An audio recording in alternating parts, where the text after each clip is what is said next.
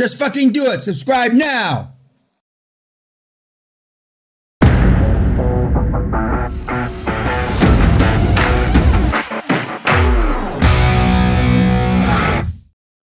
And for those illiterate, the bottom line, red line, is bitfuck. And the green line is Gabriel. And the blue line is the total.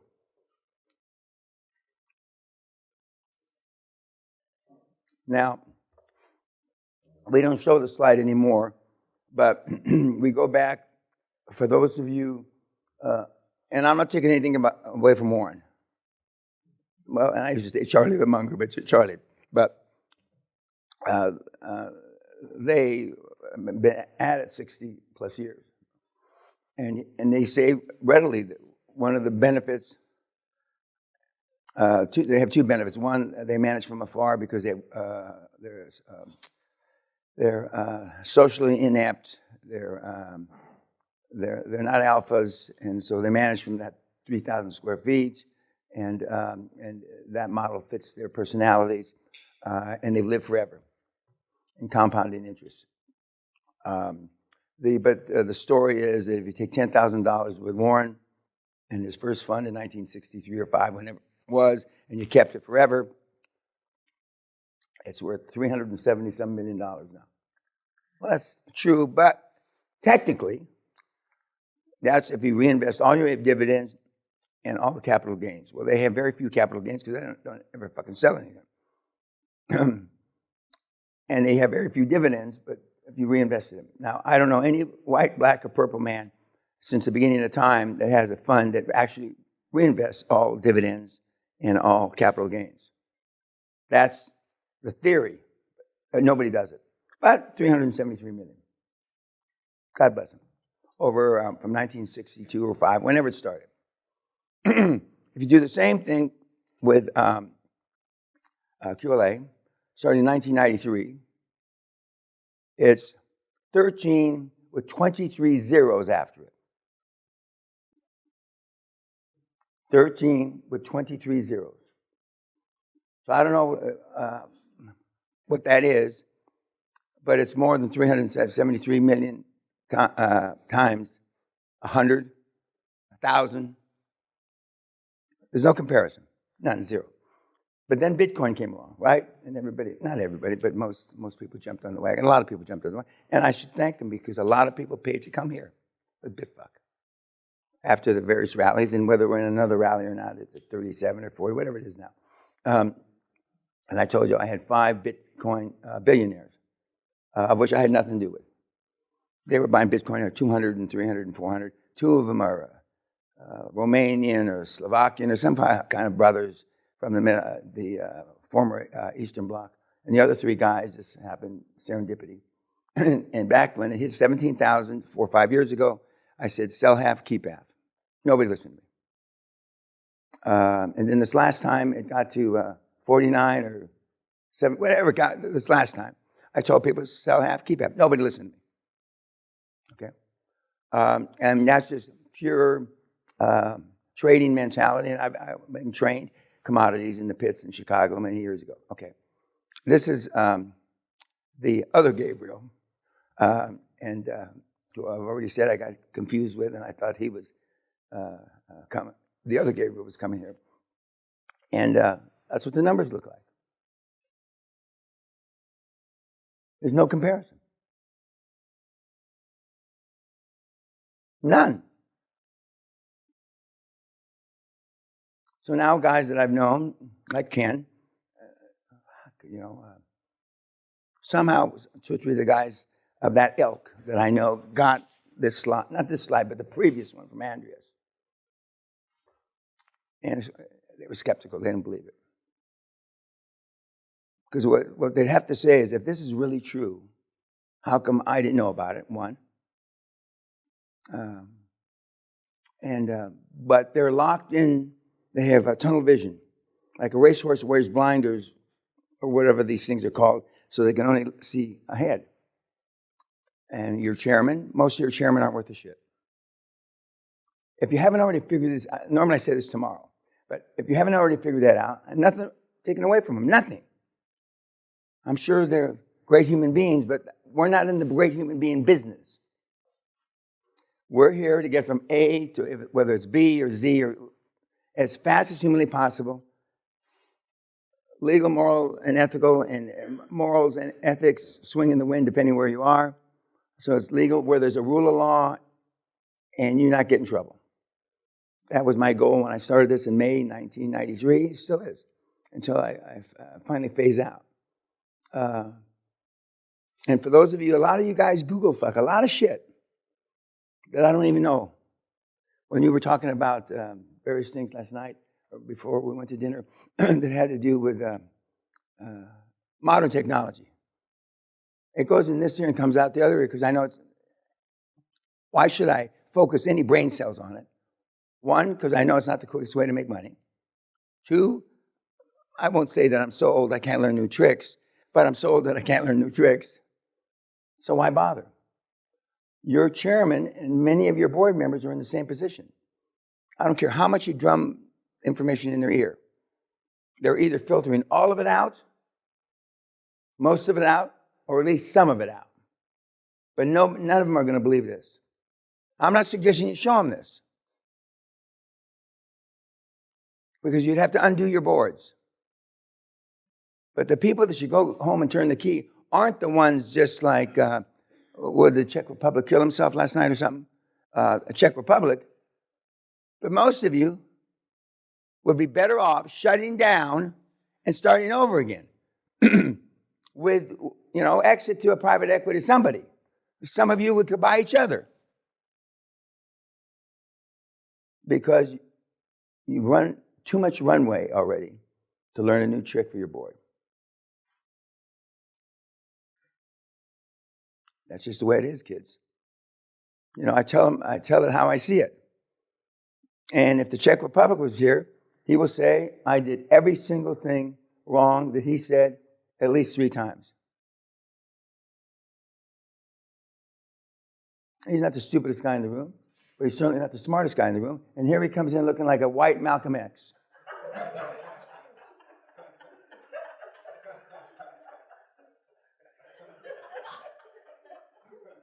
Now, I have a partner, a PhD in finance, Air Force Academy guy, black guy. When he met us in Tallahassee or something earlier this year for dinner, he's a big guy. He looked like a refined Malcolm X, black Malcolm X, because that's with a bow tie, etc. But with what the team you have in, it's like in football, soccer that they call here football. There's the Premier League, and I forget how many other divisions there are, and everybody's trying to get to the next division, or not relegated. I'm not sure what that means, but either sent down or not able to go to the next. And then everybody's fighting all season to do that. And then in the Premier, and then they have various cups, etc.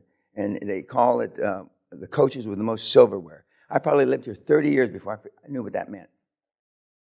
That's the most trophies they've won. So, silverware, who gives a fuck about the silverware? I'm thinking, But the 2 movie stars that bought the team a year and a half ago, whenever they did, Ryan and somebody else, they're already, I think, in the next league. They're already making money because of the attendance. But it's not like they're ever going to get to the Premier or whatever the top thing is. It's like Little League in America baseball.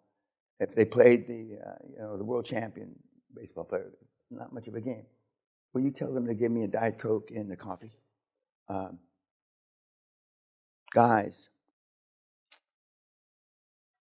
last night 13 asked, we were talking, and he asked me a serious question.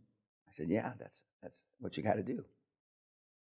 He didn't look depressed about it because he knew the answer before I answered the question. Most people who come through the seminar, even the hardcore, are still in denial. You don't have the horses or horsepower, most of you. Doesn't mean you can't change. And remember, I said from the very beginning, these boards are in fucking transition. Now, the only people that bring that up are people that they either quit, board members quit, or you had to fire them because they, told you to fuck off, or they wouldn't do what you told them to do, et cetera, et cetera. If you have board members that question, but they shouldn't be there. Some of you have already made the excuse, well, I'm on the 5th acquisition, the 3rd acquisition, the 10th, or whatever the number is. So you'll put up with it. But I mean, you've heard me say, if we were at war, we'd all be dead. Most of you, your boards, if you were at war, you would be dead. You wouldn't be coming here. So I'm glad you're not dead because you paid to come here. But you got to lead from the front. That doesn't mean knowing the model and knowing all the shit about pharmacy or whatever. That's not what leadership is. Leadership is me getting this shithead to do what I want him to fucking do when I want him to do it. Not when he gets around to it. And Chinese are hard to lead. And women at the head like you, it's a motherfucker. And Asian men aren't interested in what the fuck Asian women have to say unless they're on their back with their legs spread. So to the extent that she's been successful, that's a tribute to her. She should get accolades. But, I'm going to tell you, think hard, blah, blah, blah. Because most of you after tomorrow night, is it tomorrow night or the night after? Anyway, after the graduation, I'm not going to hear from you. I just got an email from a guy, a Dutch guy. 10 years ago, he came to the seminar. That's what prompted all this. Me being on the soapbox again, preaching like Malcolm X, right? As many mistakes as Czech Republic has made, he's made 10, 20, 50 times more mistakes.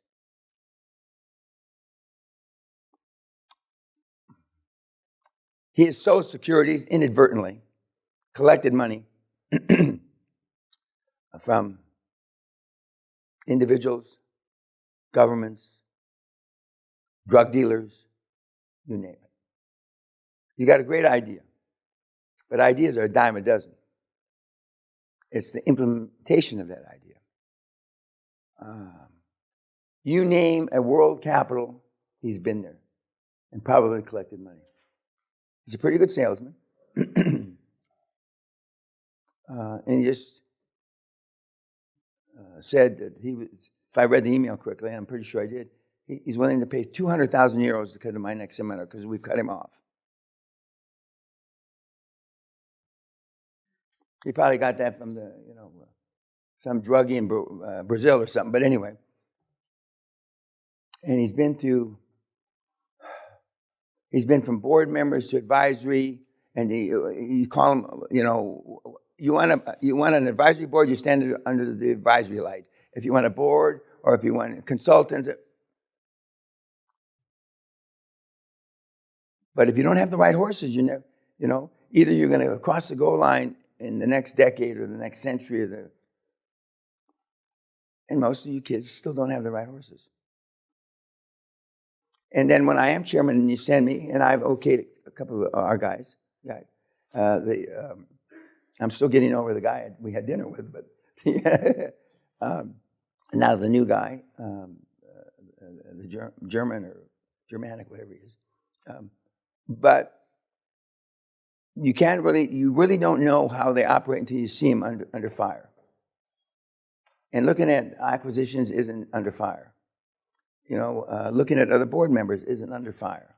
Under fire is when you're coming down to the last few days of the year like this, and whether he's skiing and wherever, Zermatt, and he's not available for calls. We had a purported board meeting on the 15th or 18th of this month, and the guy was not available because it was someplace with his family.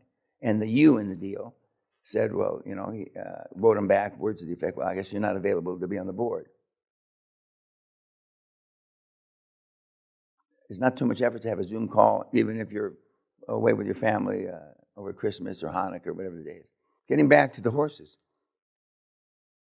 Most of you don't have the right horse. Now, the other side of it is you would know the right horse if it bit you in the dick or in the tit.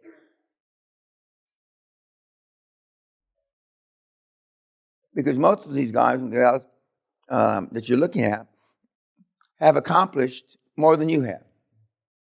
Or they've papered more than you have. Like, I asked, what did you do from April to July 1989? There's nothing there. And when they say they took time out for the family, that's horseshit. Normally they're taking time out from being fired, and they were depressed and they wanted to blow their brains out, and it took them 6 months. Their wife convinced them not to kill themselves. That's the real reason. But you won't ask that kind of question. And we all know why. Better piss them off before they get on the board than them piss you off after they're on the board. Better you hurt their feelings, not on purpose. Better you hurt their sensibilities before, like your conversation with Ken from years ago. Okay? And no matter how many times you listen to the tapes or blah, blah, blah, blah, blah, or take the test, you're not wired that way.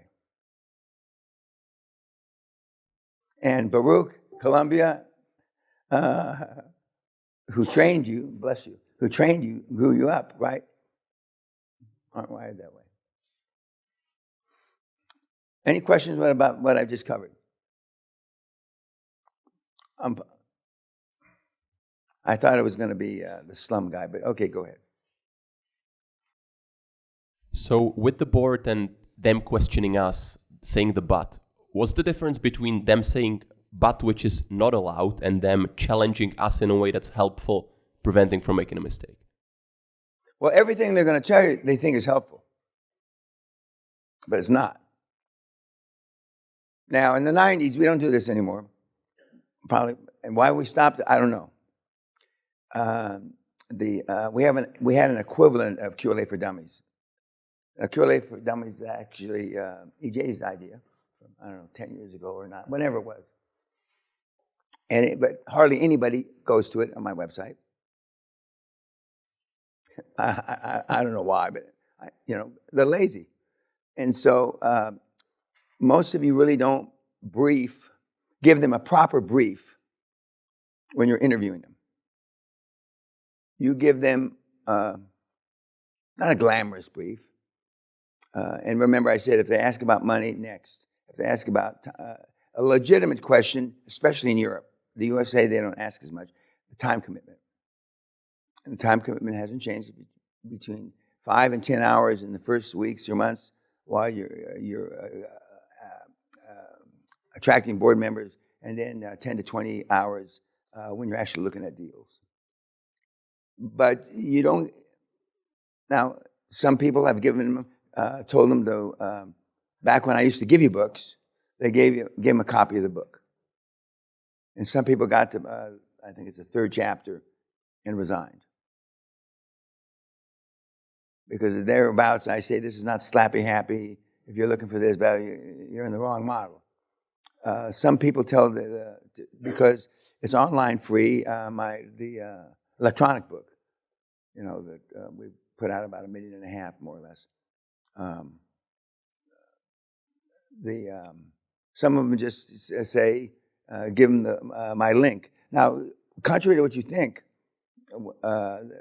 when you tell them, some of you tell them you're using the QLA model. Some of you say, a few of you, because you don't want to scare them. Some of you guys and gals over the years say, well, this model follows this guy, me, who followed Andrew Carnegie, but they don't look at it. Everybody that's on LinkedIn, and that's still the primary tool that you guys use, is looking for money. Contrary to what they say, that they're pro bono, they're broke. Or when they left, executive vice president of Mercedes, and their pension doesn't cover all their habits. They're broke. Very few of you guys, I'm not suggesting you do this, ask them for their net worth statement.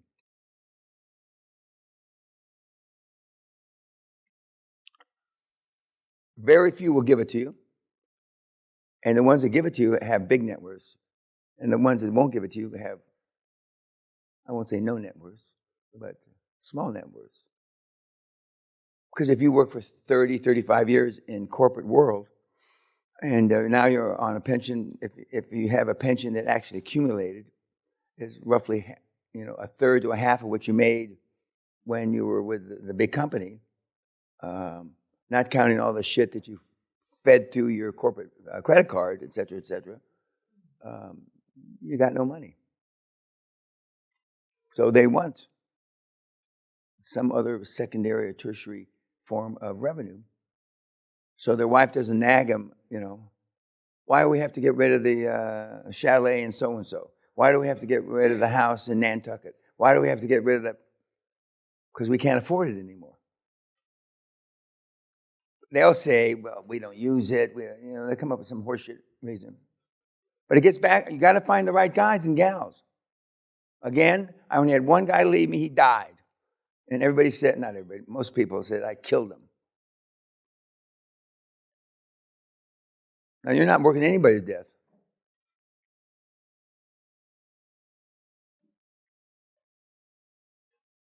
Now, we're going to show you Nelly's letter. Okay. I mean, there's no comparison.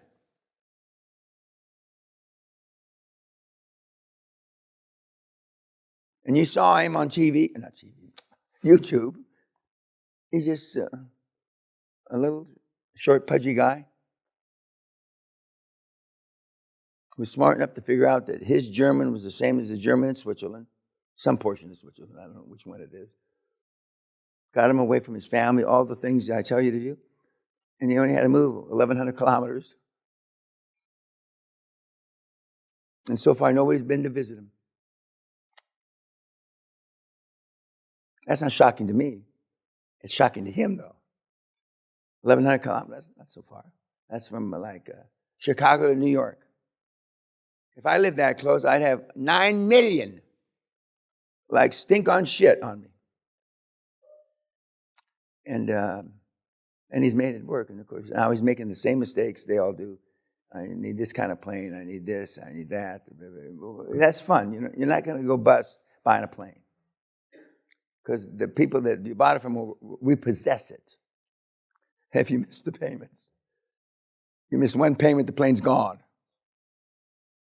Now, we're gonna watch Anelli, the last, because some of you didn't see it because whenever it came, but we're gonna see his email first that he wrote me and outlined how he works, his staff, how he works, his assistants, how he goes through 3 or 4 or 5 assistants a year, how he doesn't give a shit about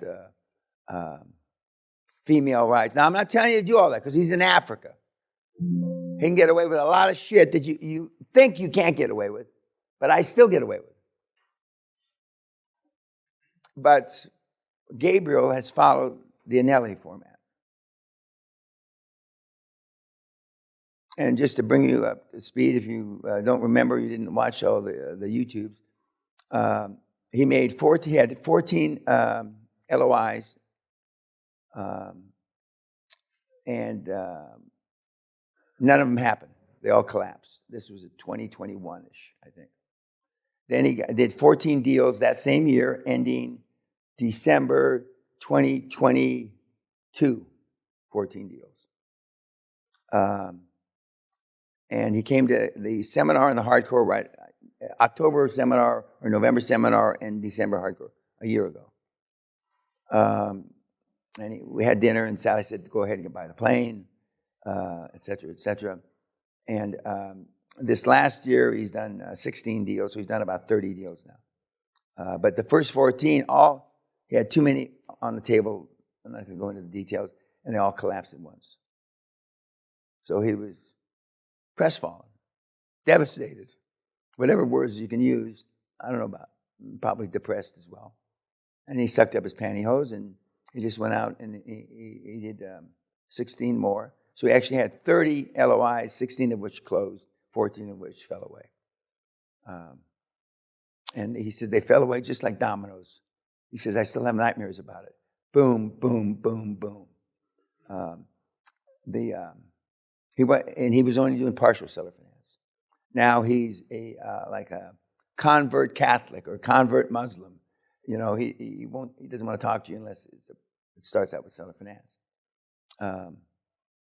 And so he followed the Anelli model. And we've got a few other guys that have followed the Anelli model, which is the QLA model like I did it. You know. I'm here with you, not with my family over Christmas. I had a 25-minute call with them, which is fine. I got an email from my daughter, kind of a loving email, and I appreciate that.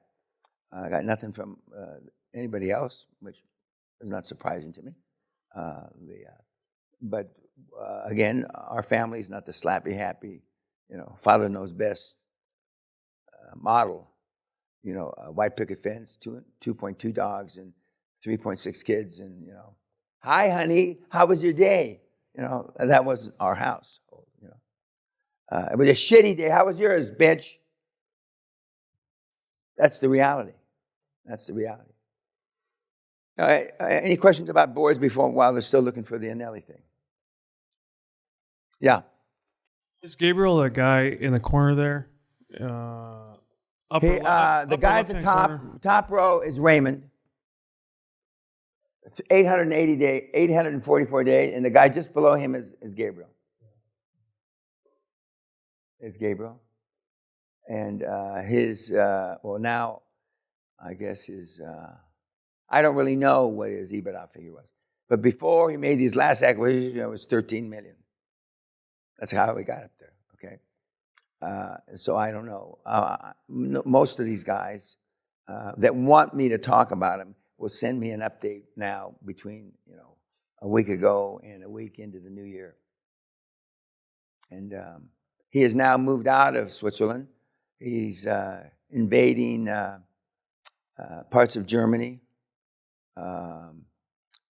and some of the old Iron Curtain. Now he's after hospitals. Hospitals was a similar amount of work and a lot more EBITDA. And now he's looking at real estate because he's got a lot of equity. And he's bought himself and a lot of various toys. And as he says, I made my board all multimillionaires. Even the small guys are all multimillionaires. But he fired his chairman the day before the first board meeting. He said, I didn't know what to say. There's no easy way to fire a 65-year-old guy who's, you know, but he did it. And I can tell you right now, I don't care if it's 105 or 65, because I've done it a lot of times. It's water off a duck's back. And as you've heard Sally say, you've heard me repeat that Sally says, I have rhino skin. But all those guys on the Hall of Fame, they're all doing bigger deals in order to get there, right? Now they are doing bigger deals because they're there. But I mean, there's nobody up there. Well, the least amount of deals up there is Raymond. He did 3. The least, I mean, in transaction numbers. And he's got 13 million in EBITDA. He did 3. Gabriel did 30. And when he was at about 16 or 17 or 18, he had 10 million in EBITDA. And Raymond, because did 3 deals, and he had 12.5 million in EBITDA. Yep. Okay. My crack staff never fails me. Okay. From Hall of Fame, Conglomerate King. Now, he says he's a conglomerator. I'm pretty sure that's not a word. But it is now, as far as I'm concerned. My acquisition program is on full swing. I see minimum 25 to 35 new acquisition targets per week. Now, let's just stop there. 25 to 35 per week. Not per month, per year, per week. And if his staff can't keep the funnel full, he fires them. If the first week, he used to, now he gives them to the second week. But the first week, they're blown out. In person, Mondays through Sundays. He sees them in person, not Zoom fuck. failing which my PAs are fired. The typical life cycle of my PA is 4 to 6 months. As a result, my 7 days weekly diary has 5 key entities. 1, meeting and presenting to financial institutions. He talks to everybody. Bankers, PE funds, because PE funds sell deals. He's not looking to PE funds for money. Family offices and insurance companies. 2, meeting sellers. I prefer in-person visits than online meetings. Online meetings are like telephone sex. You will never make a baby. 3, meeting transaction advisors, legal or accountants for their services and additional acquisition references. 4, meeting business brokers. 5, meeting any credible individual that can refer me to any of the above. His last meeting is 2 in the morning. Michael Milken, 40 years ago, told me, he's a junk bond guy, the guy that invented junk bonds. And his brother went to law school with one of my founding partners. And he said that, I told you my first meetings are with you. If I've never met you before, you come into my house at Encino between 2 and 5 a.m. And I said it earlier in the week. You have no idea how many, he said this years ago, you have no idea how many appointments I don't have to have. Because if they're not willing to be there at 2 a.m., and I'm the king of all money, then, why would I want to talk to them? I remember, and for those of you that have already forgotten the doofus test, I find out when your anniversary is. I make the appointments on anniversary, Hanukkah, Ramadan, Christmas Eve, New Year's Eve, Valentine's Day, Easter. If I can find out your anniversary, your wife's birthday, that's the first meeting. And I have you fight traffic both ways. It's easy in New York or Los Angeles. Because if you have an appointment at 5 o'clock in Century City, which is Los Angeles, and you live in Orange County, it's going to take you 3 hours to get there. When I started doing this in the early 80s in London, they tried to have me arrested because they said I was a psycho. That coupled with I go to the banker and says, I'm an American, you can't hurt my feelings, just give me the fucking money. So the two. So if you called me for an appointment, because I had almost limitless amount of money at my disposal, that's the difference. I told you in the first 30 months, he had 32 or 33 million in EBITDA from me leaving this seminar. He came to the seminar with 19 deals. And he's got deals all over the spectrum. And his little kids, well, they're older now, but the 6-year-old and the 8-year-old, they look like little Malcolm X's. And Sunday, he takes them, which you may or may not, depending when you came to the seminar, seen his webinar. He takes them to church on Sunday. Then they go play cricket, which you can cut the cricket part out. And then he brings them back to the office for a dumbed-down QLA for dummies. QLA, he says, I should write a book. Or EJ, you should write a book, QLA for adolescents. And they've been doing that now 5-6 years. And the kids are, I don't know, 14 and 12, I guess. And I told him, don't overdo it. And I know how to overdo it. Don't overdo it. And that's his regimen. So you measure, don't tell me, on a scale from 1 to 10, what number compared to what he does are you? Most of you aren't even on the scale. Some of you are 1, 2, 3, or whatever. And he's back with his wife the last 2 or 3 years, and I'm happy about that. But the first casualty on the battlefield was his wife. The formula is easy. And then when I told you about when a big company announces They're going to get rid of something. They put it in their annual report, their accounts. It's announced. It's written about in the news, in the Wall Street Journal, the Financial Times. New CEOs decided to get out of this business. Well, I used to be there like stink on shit. If it was announced over Christmas, the first day of business, which is normally the 3rd of January, I'd be there. I have one of my favorite lines used to be, I've told you this, not many people use it, I have an unscheduled appointment.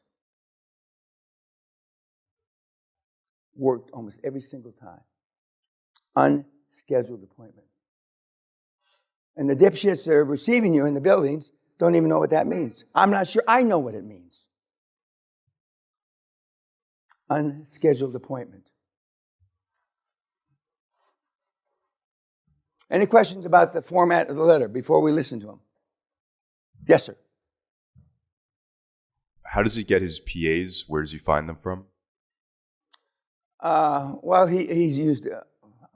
I know he's used agencies, but he after the second or third, a lot of agencies that will get you people guaranteed to ultimately get you a person no matter what.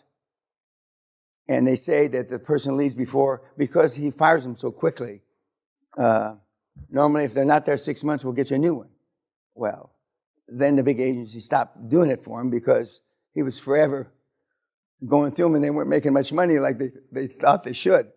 But he has, other PA, or it's not really a PA, that looks for their replacement, their own replacement. It's a full-time job. And he said at the beginning of Corona, he had problems like everybody has, manpower. They don't come back, they leave, etc. But he pays bonuses for people, not unlike Simon Voss. And the board's against everything. Not everything, that's an exaggeration, but almost everything. But now they're so rich that, fuck, he must be Moses. And success begets success, because I did a lot of harebrained shit, believe me, as you can well imagine. And not all of it worked, but most of it worked. And then, and as Governor Hugh Carey, the former governor of New York, great guy to me, he said, it's your role, Danny. Are we doubling down or what? That's what you want to hear. That's after you're successful. They're not going to tell you that before you're successful. Because they're worried, and rightfully so, they're worried about their reputations. Now, I did not have Governor Connolly on the board. The guy that got shot when Kennedy got a bullet in the head, he got a bullet in the leg. Famous thing. But Governor Connolly advised me. He's the one that said I should run for president, he and Kerry, Governor Kerry. And he said that and he was a hero from World War II. You got to lead from the front until you get hit. Then you regroup there, and then you bandage yourself up, basically. And then you just you got to always charge from the front. And now one of the deals I make when I'm the chairman of a company, and I'm sure I told Sweet Pea here, and I know I've told Trey, if there's any problems, if we make any mistakes, they're my mistakes. And when I told Chapek that, now they both spoke perfect English. Then all of a sudden they stopped speaking Japanese to an interpreter. Excuse me, Mr. Peña, could you repeat that again? In vulgar words, Ito-san, if we fuck up, it's my fuck up. We have nothing more to talk about. Let's go to the geisha. And of course, my team, didn't like that. Because when we drilled dry holes, there was Great Western dry holes, even though we were using Japanese geology. But you can get all the money in the world if you're willing to take the heat. Then the trick is, the political trick, which I didn't understand, it was politics, is staying in the saddle after you get 10 bullets in you.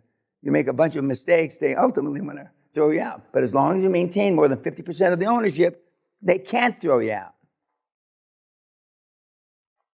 But now, coming from the Czech Republic or from a slum landlord here, them saying, well, I'll take all the heat, doesn't mean much to the former CEO of American Express. That's great, kid. I feel so much more secure because you're taking the heat. But when you convince the chairman to step in the breach until you have enough success behind you, because everybody wants plausible deniability. Just enough reason, well, maybe he didn't know, which of course they all do, but anyway, plausible deniability. And then when you build a strong board, I mean, then you're off to the races. Any other question before we listen to Anneli? Okay, goodbye, YouTube.